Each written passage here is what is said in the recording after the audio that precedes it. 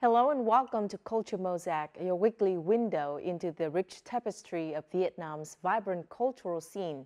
In today's episode, we'll take you on a journey through history, art, and international admiration for Hanoi. October the 10th is Hanoi's Liberation Day. On this occasion, we'll dedicate this episode to feature the love of Hanoi from Vietnamese and international friends. First, in culture and lifestyle, we delve into the spirit of Hanoi's people through wartime letters and diaries. These writings stand as timeless testimonies to the resilience of the human spirit amidst war. We'll also explore Hanoi's beauty through the lens of international friends, from its wartime resilience to its stunning mix of ancient architecture and modern vibrancy. We'll see how international artists have shared their love for this city through photography, film, and music, bringing the essence of Hanoi to the world stage. And in our On the Mic, we'll meet a contemporary artist bringing fresh energy to Vietnam's too forgotten style of folk painting. Spirit of Hanoi's people through wartime letters and diaries. Vietnamese artist adds contemporary touches to folk paintings. And Hanoi's beauty through the lens of international friends.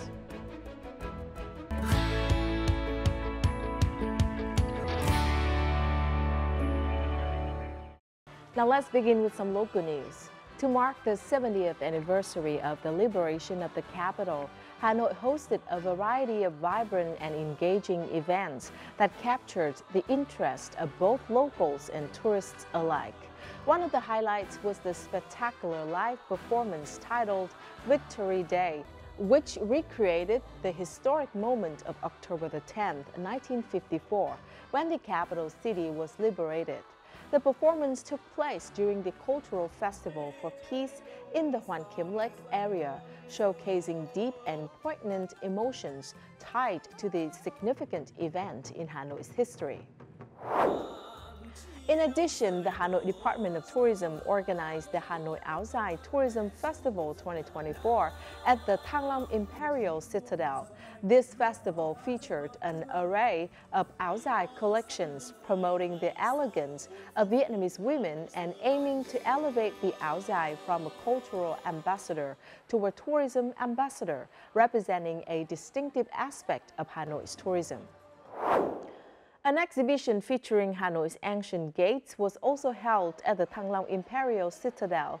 It showcased 170 documents and photos from various historical sources, offering a rich portrayal of Hanoi's gateways and a vivid insight into the social life around these landmarks, as well as the gradual disappearance of most gateways in the late 19th and early 20th centuries.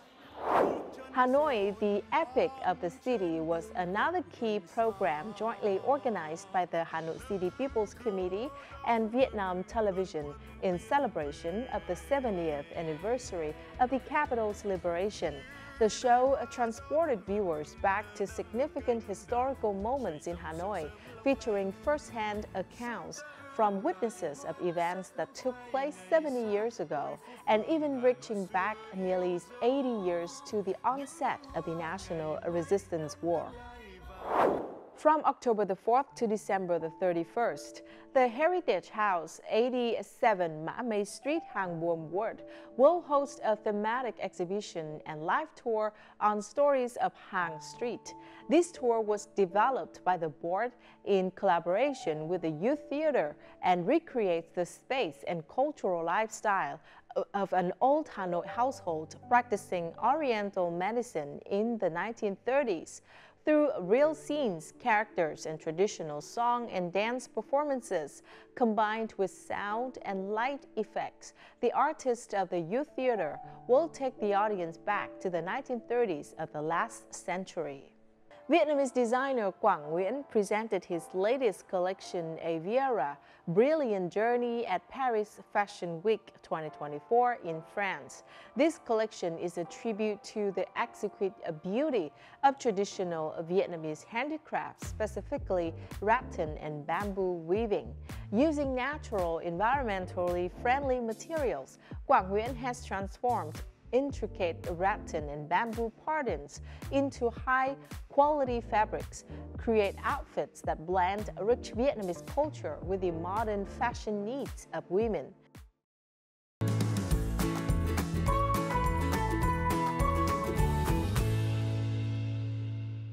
During wartime, letters and diaries became bridges between the front lines and home front, where Hanoi soldiers expressed their thoughts, emotions, and hopes for peace. Through their words, these soldiers carried the elegance and romantic spirit of Hanoi, penning poetic letters and heartfelt diaries, even amidst fierce battles. Their writings reveal not only sacrifice and courage, but also love for homeland, family bonds, romantic affection, and an unwavering belief in peace.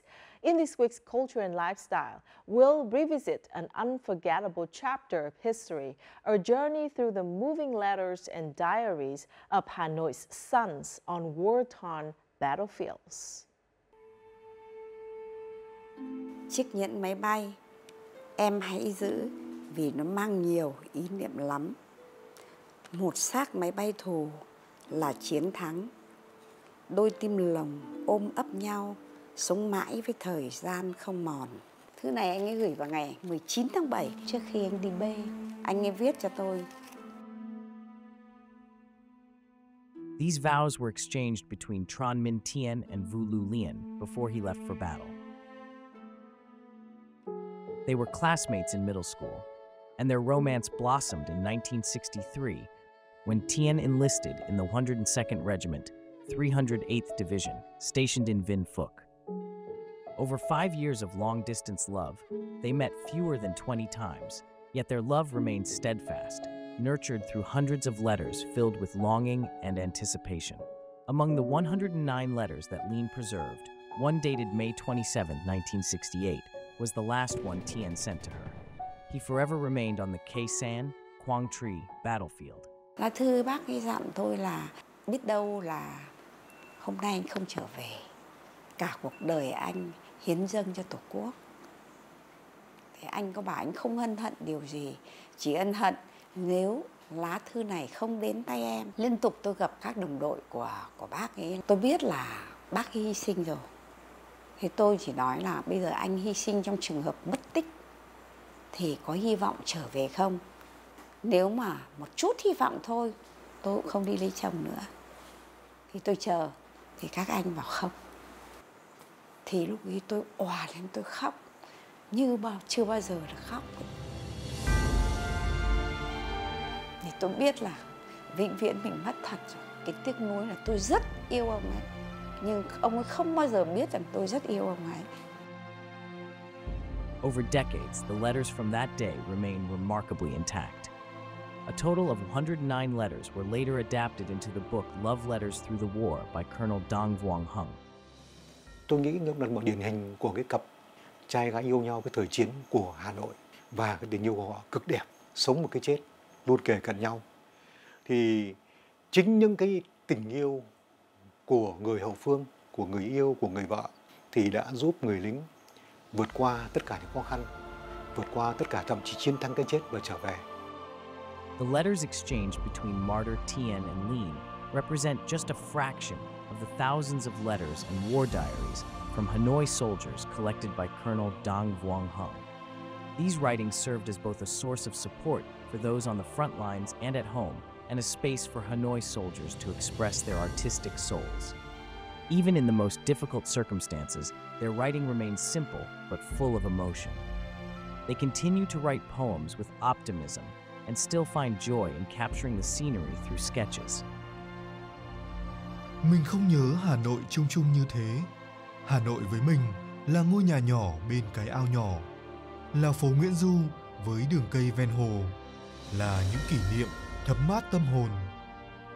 dốc lên khúc khuỷu dốc thăm thẳm, heo hút cồn mây súng ngử trời, ngàn thước lên cao ngàn thước xuống, nhà ai pha luông mưa xa khơi.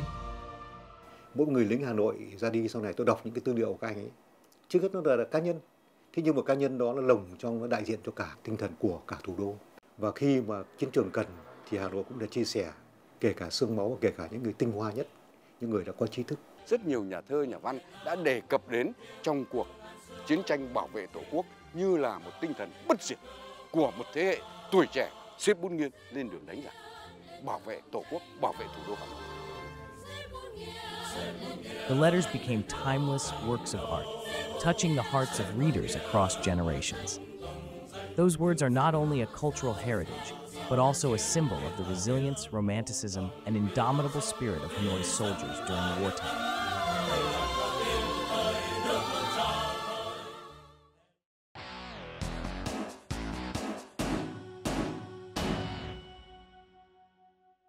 Some of Vietnam's traditional folk paintings have faded away or are at risk of disappearing. However, they are slowly being revived by passionate outsiders. These artists didn't inherit the knowledge passed down through generations, but their formal training in fine arts and interactions with experts have given them a deep understanding of Vietnamese folk art. This solid foundation allows them to blend creativity with tradition. In this week's episode of On the Mic, we'll sit down with an artist whose name is Nam Chi to discover how he's breathing new life into two of Vietnam's traditional folk art styles.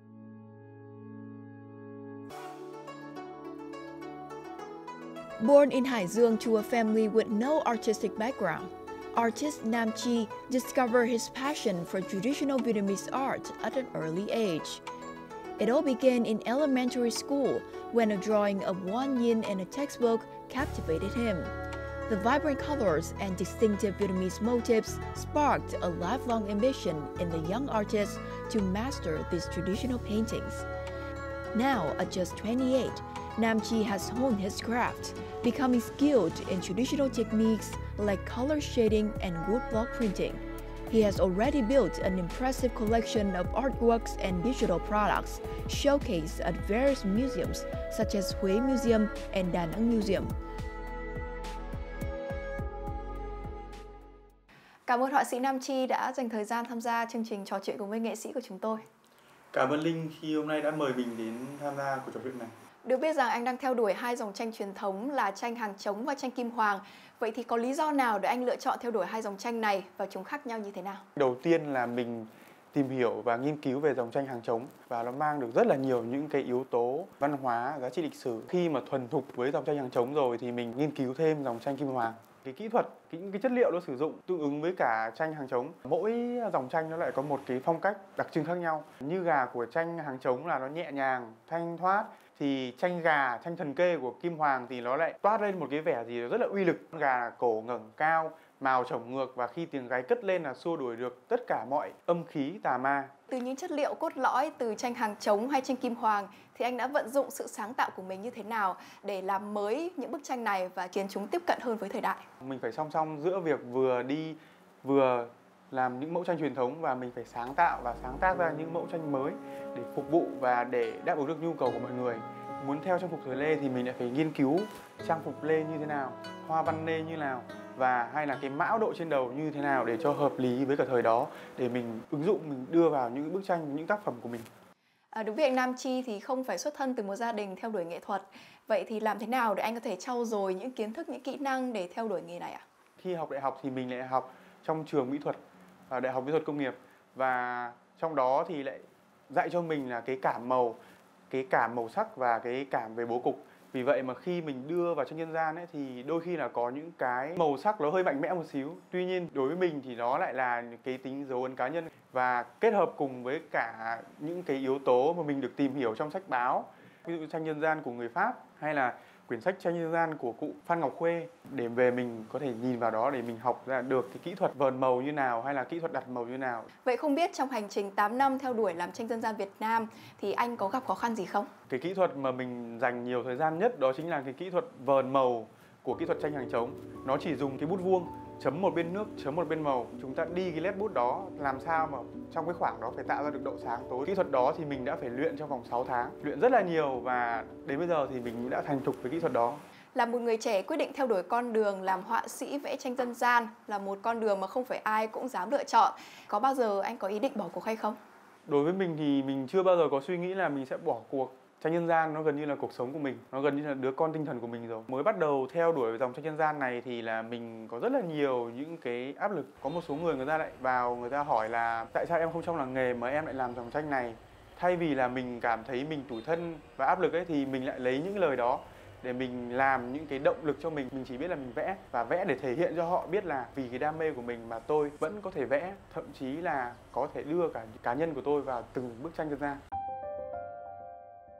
Nam Chi's works transcends simply using traditional Hàng Trống motifs like swirling patterns and a longevity symbol.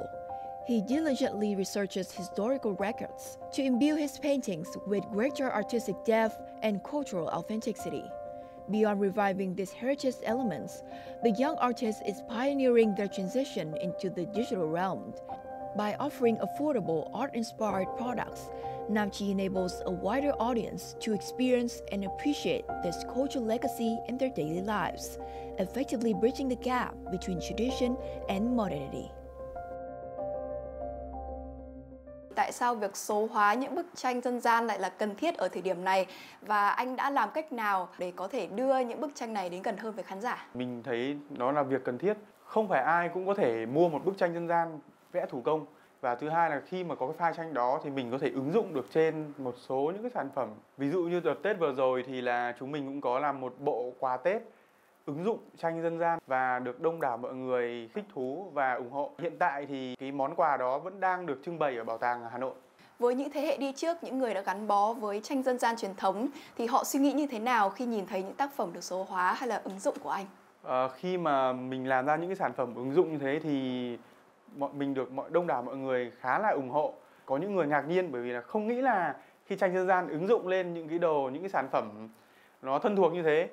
Hay ví dụ như chiếc quạt đây thì cũng đã được ứng dụng là họa tiết hoa văn rồng với tông màu sắc dân gian là tông màu sắc của tranh hàng trống, và với kỹ thuật là dát vàng lên chiếc quạt này, nó sẽ vừa truyền thống mà nó vừa hiện đại, và nó có thể vừa là dùng để làm một chiếc quạt và vừa có thể để trưng bày làm một món quà lưu niệm rất là hay. Vậy thì theo họa sĩ Nam Chi, khi làm mới những dòng tranh truyền thống như là tranh Hàng Trống hay tranh Kim Hoàng thì đâu sẽ là giới hạn cho sự sáng tạo? Đối với mình thì sáng tạo trong tranh dân gian nó không có giới hạn, bởi vì là mỗi con người đều có một tính cách khác nhau, và khi truyền tải vào từng bức tranh thì nó cũng mang được những cái giá trị của từng họa sĩ. Thì tuy nhiên thì vẫn phải giữ những cái quy tắc nhất định về tranh dân gian.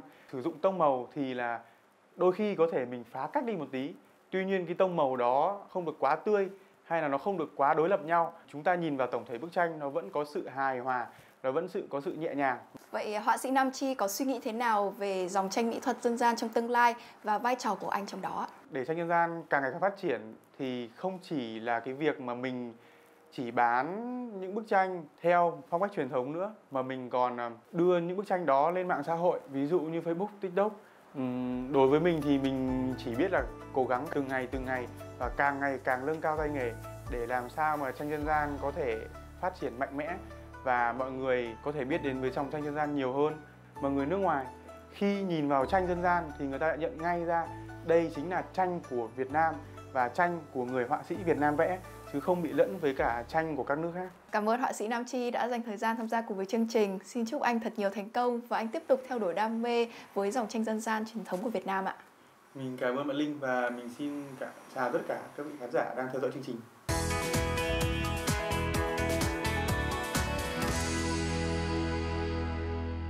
Hanoi has long been an endless source of inspiration, not only for Vietnamese people, but also for many international friends. From its resilience as a capital city during wartime to its ancient architecture amid modernity and vibrant street life, Hanoi has always left a deep impression on those who have experienced it. Join us as we explore the unique beauty of Hanoi through photos, films and music, artistic works that have carried traditional French love for Hanoi out into the world. From the tender joy of a newborn amidst the chaos of war, to the grim reality of bomb shelters whipping through the streets, from the eerie silence of deserted cityscapes to the vibrant energy and hard work of people united in the front line, Thomas Bilhart's lens captured the soul of wartime Hanoi, touching the hearts of millions of people worldwide. I was breaking all the rules, trying to return to Vietnam as many times as possible. The tension was rising faster than ever. I knew I could die, but also needed to be strong to decide with things as terrifying as death and the pain of Vietnamese people. There's a sense of unwavering resilience in Hanoi residents I've captured. Thomas wasn't alone in capturing Hanoi's essence. Many Western photographers documented the city's simple yet vibrant spirit, even during the challenging subsidy period. William E. Crawford's images of street signs, newsstands, and tea stalls, David Allen Harvey's bustling Third Street scenes, and former British Deputy Ambassador John Ramsden's intimate perspectives all contribute to this rich visual history. I rather admired people. I mean, despite all the difficulties, it was a very beautiful place. People had great, I thought, dignity and courage, really, and managed to uphold traditional values in a remarkable way. Temples were all working, the old festivals were still observed. Hanoi's charm endures today, continuing to capture the hearts of international photographers. The city allure lies in its harmonious blend of ancient and modern elements, where French villas, traditional tube houses, and hidden temples coexist seamlessly.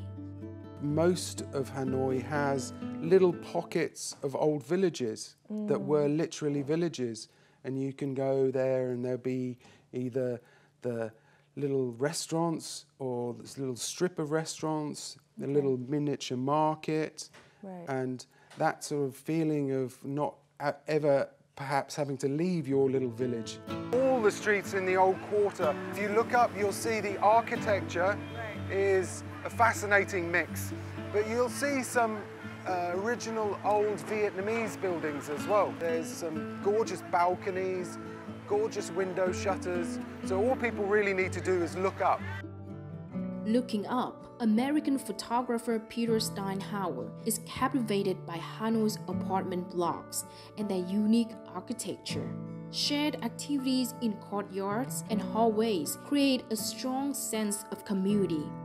This distinctive portrayal of Hanoi, along with his other photos taken in Vietnam, earned Peter the 2007 Best Photography Book of the Year award from the American photography magazine Photo District News. When I took that project on, I try to photograph them in the respect that they are. I know that those are part of the essence of Hanoi. Through the lens of cinema and literature, Hanoi's vibrant street life comes alive. Beyond their functional role, the city's sidewalks serve as social hub, hosting early morning exercises, offering a myriad of street foods, bustling with markets, and concealing hidden alleyways. Together, these elements paint a vivid picture of a city bursting with character.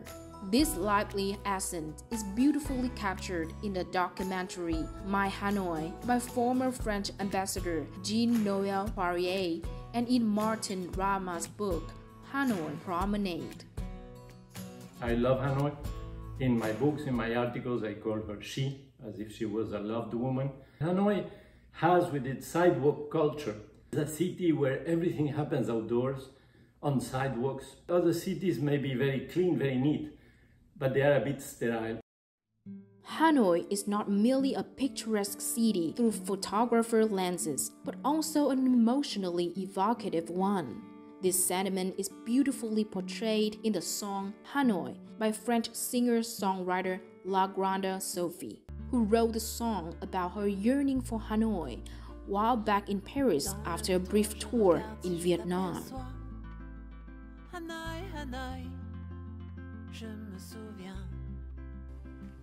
Hanoi's harmonious blend of past and present is captivating on every street corner, in every living space, and in vibrant daily life. These unique features have been and will continue to be a rich source of inspiration for international friends, inspiring emotional and profound works about a city full of life.